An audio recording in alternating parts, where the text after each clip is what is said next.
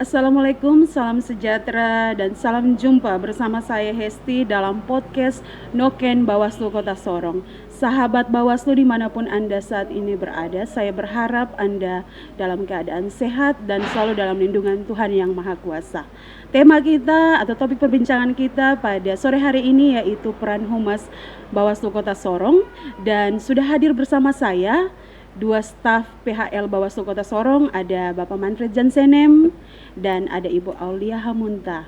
Seperti yang sudah saya sampaikan di awal perbincangan kita tadi, bahwa kita akan mengenal lebih dekat siapa-siapa yang terlibat dalam tim Humas Bawaslu Kota Sorong, kemudian kapan terbentuknya, dan kira-kira peran mereka itu seperti apa. Kita akan ngobrol bersama dengan dua staf yang sudah hadir bersama dengan saya ini. Tetapi terlebih dahulu mari kita mengenal mereka secara lebih dekat. Untuk itu silakan Bapak Man dan Ibu Aulia boleh memperkenalkan diri. Mungkin dari Bapak Man terlebih dahulu.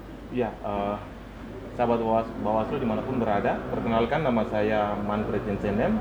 Saya di Bawaslu Kota Sorong di Divisi Pengawasan, Hubungan Masyarakat dan Hubungan Antar Lembaga. Baik, sahabat Bawaslu Kota Sorong, perkenalkan saya Aulia Hamunta, biasa dipanggil Kakak Aulia. Saya juga sama dengan Kakak Man, kami di Divisi PHL. Iya. Oke, sahabat Bawaslu sudah mengenal dua pribadi yang sedang berbincang dengan saya pada saat ini, dan kita masuk pada dalam topik perbincangan kita, yaitu peran Humas Bawaslu Kota Sorong. Kira-kira Bapak Man dan Ibu Aulia, kapan terbentuknya tim Humas ini dan tujuan tim Humas ini dibentuk untuk apa? Bisa menjelaskan kepada para sahabat Bawaslu. Dipersilakan, Bapak Man terlebih dahulu. Baik, Kakak Hesti, sepertinya kita harus emansipasi wanita, jadi mesti perempuan lebih dulu. Oke. Jadi terbentuknya tim Humas Bawaslu Kota Sorong itu di awal tahun 2018. Di tahun 2018 sesuai dengan aturan yang berlaku, dibentuklah Humas Bawaslu Kota Sorong. Dan Humas Bawaslu Kota Sorong juga berada pada Divisi PHL, Divisi Pengawasan Hubungan Masyarakat dan Hubungan Antar Lembaga. Tujuan dari terbentuknya Humas Bawaslu Kota Sorong ini sebagai kepanjangan tangan dari Bawaslu Kota Sorong kepada masyarakat, sebagai penyampaian informasi, sebagai media sarana prasarana kontak dengan masyarakat dan publik, sehingga masyarakat tahu kinerja-kinerja Bawaslu Kota Sorong, masyarakat tahu apa yang Bawaslu Kota Sorong kerjakan, informasi yang Bawaslu Kota Sorong share. Nah, ini dikelola dengan bersama tim Humas untuk disampaikan kepada publik, masyarakat, seperti itu. Mungkin dari Bapak Man ada lagi yang mau disampaikan? Iya, dari saya, pertama kita harus berdasar pada undang-undang. Tentunya kita bekerja di manapun, lembaga manapun, tentu saja pasti Humas itu ada. Nah, menurut dari Bawaslu sendiri, kita tetap berdasar pada Undang-Undang 14 tahun 2008 tentang keterbukaan informasi, dan yang kedua terkait dengan Perbawaslu nomor 1 tahun 2017 itu tentang pengelolaan dan pelayanan informasi publik di Badan Pengawas Pemilihan Umum, dan Bawaslu Provinsi sampai pada Bawaslu Kabupaten Kota. Tentu ini menjadi dasar kita dari bagian kehumasan untuk bekerja sesuai dengan berdasarkan undang-undang. Dari Humaslah kita banyak ataupun kita menyampaikan informasi kepada publik. Kita menyampaikan informasi, baik itu informasi yang wajib disampaikan terkait dengan kerja-kerja Bawaslu, informasi terkait dengan pemilu ataupun aktivitas ataupun pekerjaan-pekerjaan atau apapun yang berkaitan dengan pekerjaan, baik itu Bawaslu, baik itu pemilu, kita sampaikan lewat lewat Humas kepada masyarakat umum. Baik. Berarti Humas adalah pemberi informasi. Secara khusus Humas Bawaslu Kota Sorong. Jadi masyarakat luas bisa melihat sejauh mana perkembangan atau kerja-kerja Bawaslu melalui tim Humas. Tentunya pasti melalui beberapa media-media ya. Tetapi sebelum kita masuk pada perbincangan selanjutnya media-media, kita akan mengenal dulu siapa-siapa sih yang terlibat dalam tim Humas ini. Mungkin dari Bapak Man? Iya. Bawaslu sendiri, Bawaslu Kota Sorong sendiri terbagi dalam 3 divisi. Yang pertama adalah divisi HPPS, hukum dan penindakan pelanggaran. Yang kedua adalah divisi SDM, sumber daya manusia. Yang ketiga adalah divisi pengawasan, hubungan masyarakat dan hubungan antar lembaga. Kita berada di divisi pengawasan dan hubungan masyarakat dan hubungan antar lembaga yang dipimpin oleh dipimpin oleh Kordif pengawasan sendiri yang dipimpin oleh Bapak Elias Siji selaku Ketua Bawaslu, dan kita terdiri dari 5 orang staf.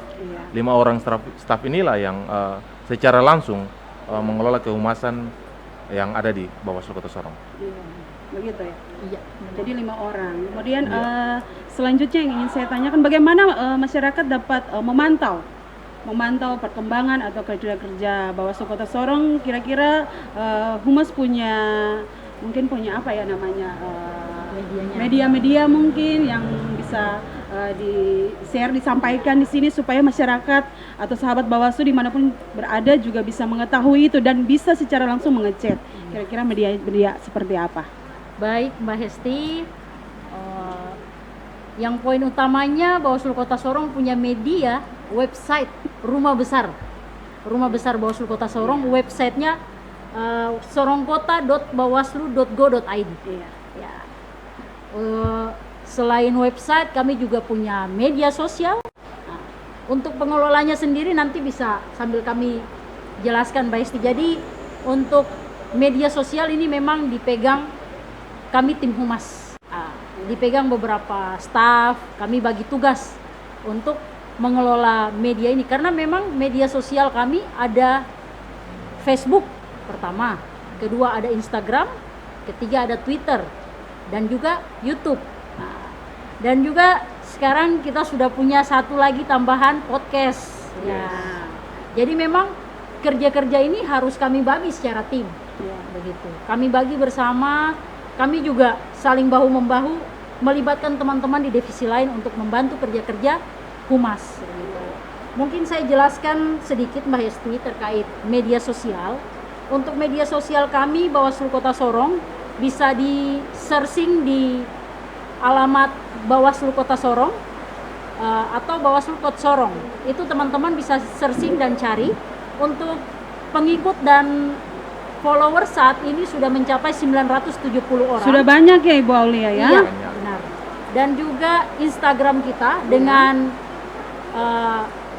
ID Bawaslu _Kota Sorong. Nah, itu juga sudah sekitar 510 pengikut followers. Ya, itu terupdate terus. Sama dengan Twitter juga. Kak Hesti, Twitter ini sudah mencapai 185 pengikut. Memang kami mencoba sebagaimana mungkin agar media sosial ini terus booming, terus bergema ke masyarakat, agar masyarakat tahu bahwa media-media ini, kepanjangan tangan ke publik ini tidak vakum atau tidak teroperasi dengan baik. Ini tetap teroperasi. Ada kalanya kami share berita, itu kalau berteman, mengikuti pasti penyampaian yang kami sampaikan tersampaikan, bisa dibaca. Untuk website nanti bisa Kakaman sampaikan, karena memang pengelola besar rumah kita ini memang Kakaman yang kelola. Ya, berarti pengelola website Bawaslu Kota Sorong itu ada di tangannya Bapak Manfred Janssenen seperti itu. Jadi Bapak Manfred Janssenen bisa langsung menjelaskan saja perkembangan website begini. Mungkin secara rinci kita dari 5 orang ini sudah terbagi habis dari media-media sosial yang dikelola. Di antaranya macam contoh Aulia media sosial Facebook, Twitter, saya di bagian website, ada juga di bagian pembuat narasi, terus bagian posting, lain sebagainya, kita cuma dibagi habis. Jadi inilah sebenarnya pentingnya itu dari kalau macam kita kalau ada istilahnya orang bilang kerjasama seperti begini, saling mendukung, pasti semua akan berhasil. Jadi di bagian website saya sebagai pengelola website, saya sejauh ini perkembangan website ya saya pikir sudah semakin meningkat dari sebelumnya, dari tahun-tahun sebelumnya, dari 2018, 2019 sampai saat sekarang ini, kita ya saya kira cukup sangat baik kalau mau dilihat dari postingan-postingan yang kita untuk update. Mungkin sedikit. Oke, Bapak Man dan Ibu Aulia, Humas ini kan berdiri sejak 2018. Kita sekarang sudah berada di tahun 2022. Kira-kira sudah 5 tahun ya kalau tidak salah. 5 tahun dia berjalan. Pasti ada kendala atau halangan yang dihadapi. Jadi mungkin bisa share kepada sahabat Bawaslu kira-kira halangan atau kekurangan mungkin atau tantangan sebenarnya. Kira-kira seperti apa? Ya mungkin dari saya Kak Hesti terkait kendala, memang di awal itu terasa berat untuk membangun, Ya. jelas karena memang namanya kami juga mempelajari hal itu, belajar lebih dulu. Itu pasti ada kendala-kendala. Kami berusaha untuk bekerja sama, mencari informasi, sama-sama munculkan ide-ide lah. Ide-ide kira-kira kita bangun ini dengan nama apa, yang bisa kita kelola dengan apa. Jelas itu masih ada kendala-kendala. Tapi berjalannya waktu hal itu bisa kami atasi. Hanya memang saat masa pandemi ya Kak Kaman. Masa pandemi itu memang bukan hanya kinerja pengawasan, humas, tapi kinerja secara keseluruhan di Badan Pengawas Pemilihan Umum. Itu memang terhambat, terkendala karena memang yaitu KKST kita harus menjaga kesehatan kita. Ya kerja-kerja pengawasan itu masih bisa dilakukan, kerja-kerja kehumasan itu masih bisa dilakukan, hanya memang terbatas. Seperti itu. Mungkin Kak Kaman mau tambahkan? Ya, dari saya sendiri memang betul kita ada beberapa hal yang memang perlu dari sisi ini perlu kita butuh penguatan dari sisi kehumasan karena kita teringat beberapa waktu lalu ketika dalam situasi Covid memang kita agak sulit untuk bisa bekerja secara langsung, namun lewat media kita diperkuat dengan penyampaian ataupun kerja-kerja Bawaslu disampaikan. Tentu kita berdirinya Bawaslu ini dari 2018 2019 memang terjadi peningkatan yang butuh proses. Jadi dari 2018 postingan kita yang dulunya mengalami bukan postingan tapi pengikut kita maupun media-media kita juga kita masih berproses dari 2018 walaupun sebelumnya humas itu juga sudah ada secara langsung Bawaslu provinsi ataupun Bawaslu sudah ada, cuman kita baru berproses dari 2018. Nah dari sinilah jadi proses kita dari proses media kehumasan mulai diperkuat dari 2018 ini, mulai dari 2018 2019 itu sudah mulai mengalami peningkatan hingga di 2020 saat ini. Nah tentu kita masih banyak kekurangan. Kita butuh penguatan sehingga kerja-kerja Bawaslu itu bisa bekerja secara maksimal. Iya, baik. Berarti sahabat Bawaslu kerja-kerja Bawaslu Kota Sorong itu bisa dilihat melalui tim humas, melalui media-media yang mereka sudah sampaikan tadi. Ada Facebook, kemudian ada Twitter, Instagram, website, kemudian yang sekarang sedang kita saksikan bersama yaitu podcast. Bagaimana tim humas melihat karena kita harus menyampaikan informasi yang benar, kemudian ada informasi mungkin bersifat hoax. Kira-kira itu seperti apa tanggapan dari tim-tim humas? Baik Mbak Hesti, ini saya tambahkan sedikit ya. Berita tidak benar atau berita bohong ini memang banyak terjadi di era digitalisasi yang berkembang pesat. Masyarakat lebih dominan menggunakan gadget, menggunakan media sosial, menggunakan segala macam yang berhubungan dengan jaringan dan internet. Jadi sehingga berita bohong itu lebih cepat tersampaikan, bisa lebih cepat tersebar. Jadi saya mau kutip satu pesan yang disampaikan oleh Bawaslu RI, Ibu kita Ibu Loli Suhenti dalam podcastnya di Bawaslu Papua. Beliau menyampaikan berita hoax, berita tidak benar, berita bohong itu berkembang karena berita yang benar, berita yang betul, berita yang baik tidak tersampaikan. Jadi peran kita, peran humas, peran seluruh masyarakat Indonesia khususnya untuk memerangi hoax, berita bohong itu wajib digencarkan. Makanya kenapa berita benar-benar itu kan harusnya kita lebih banyak men-share itu. Kita sudah tahu benar, kita share. Jangan yang tidak benar kita belum saring, terus kita share. Nah, itu yang salah. Makanya kenapa beliau Ibu Loli Suenti mengatakan demikian, saya juga sependapat. Karena memang sudah terlanjur tersebar. Jadi berita bohong itu sudah terlanjur tersebar, apalagi di grup keluarga ya, yang punya grup WA ini bahaya. Itu jadi satu catatan ya. Grup WA itu paling cepat penyebaran berita hoax. Di keluarga saya bilangnya minum air ini bisa mempercepat sembuh dari COVID. Padahal kenyataannya juga nggak benar, tapi itu tersampaikan lebih booming daripada yang harusnya kita pesan-pesan dari Kemenkes terkait itu kan harusnya yang didalami begitu. Tapi Ya, berita bohong, apalagi berita seputar kepemiluan ya. aduh, kepemiluan lebih parah Mbak Hesti. Itu bisa aja bilangnya kejadian money politik di sini, tapi sengaja diputarbalikan, Iya. di hoax, dimunculkan. Nah, itu yang bahaya. Iya. Seperti itu. Jadi kalau bisa kita perangi berita bohong, tim humas seluruh jajaran dari Bawaslu RI, Bawaslu Provinsi hingga kabupaten kota, kita harus perangi berita bohong. Oke, baik.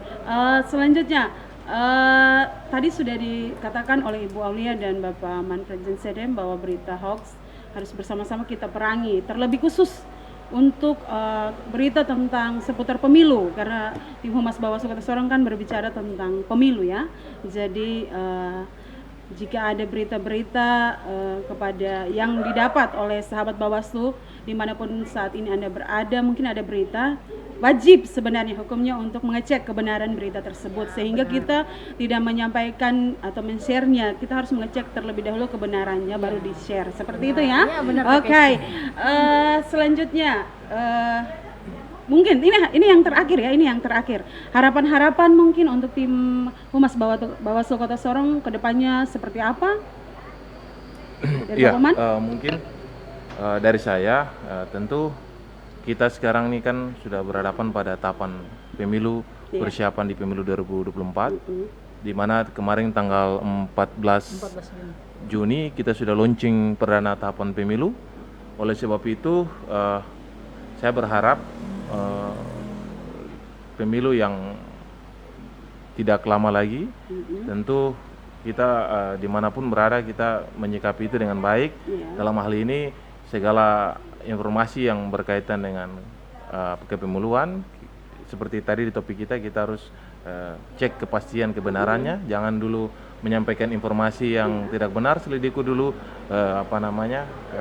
informasinya seperti apa, baru kita bisa membagikan. Jadi saya berharap ke depannya kita sebagai penyelenggara baik di Bawaslu Kota Sorong, kita terus bekerja sama, baik itu dari ketiga divisi humas, divisi pengawasan ataupun PHL, HPPS dan SDM, untuk kita bekerja sama untuk sama-sama mengawal pemilu.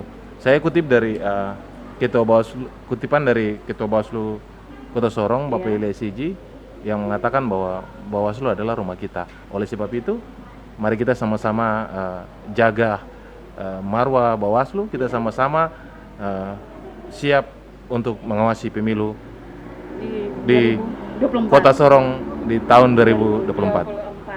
Oke, baik.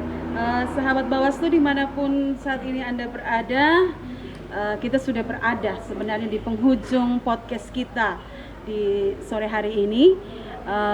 Perbincangan hal yang tadi sudah kita bincang-bincang bersama terkait dengan peran Humas Bawaslu Kota Sorong. Sahabat Bawaslu bisa, karena tim Humas ini adalah penyampaian tangan daripada Bawaslu Kota Sorong, pemberian informasi kepada masyarakat. Jadi bisa mengecek lewat media sosial yang tadi sudah Bapak Man dan Ibu Aulia sampaikan, itu lewat Facebook. Namanya apa ya? Facebooknya, Facebook Bawaslu Kota Sorong. Iya. Jadi teman-teman bisa buka halaman Facebook untuk pencarian halaman, bisa Bawaslu Kota Sorong dan juga Bawaslu Kotsok. Oh iya. SOK. Iya. Kemudian kalau bukan hanya di Facebook ya, tapi di Instagram, kemudian di website, kemudian di apa lagi tadi ya? Twitter. Jadi sahabat Bawaslu bisa mengecek informasi-informasi karena kita sudah berada dalam tahapan pemilu, maka kerja-kerja Bawaslu Kota Sorong dapat dilihat di alamat-alamat sebenarnya yang tadi sudah disampaikan oleh alamat media sosial yang tadi sudah Mungkin disampaikan. bukan kerja-kerja Bawaslu, informasi pemilu juga. Iya, kita informasi sampaikan. pemilu. Koreksi baik.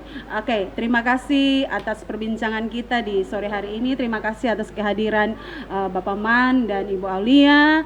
Terima kasih atas teman-teman sahabat Bawaslu yang sudah menonton podcast di sore hari ini. Kita akan jumpa pada podcast selanjutnya. Salam sehat untuk kita semua dan terima kasih. Selamat sore.